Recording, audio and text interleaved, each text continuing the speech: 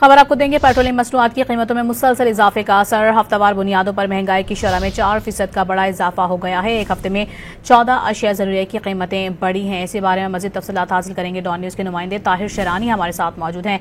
طاہر، ہفتہ وار بنیادوں پر مہنگائی میں 4.7% کا بڑا اضافہ دیکھا گیا ہے، آپ کے تفصیلات بتائیں گے؟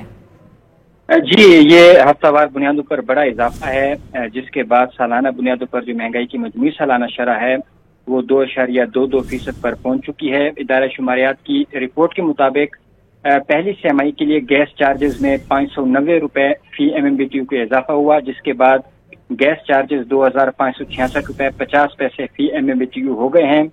اس کے ساتھ ساتھ بجلی جو چارجز ہیں اس میں بھی 1 روپے فی یونٹ کا اضافہ ہوا، جس کے بعد بجلی چارجز بڑھ کر 5 روپے 66 پیسے فی یونٹ ہو گئے ہیں۔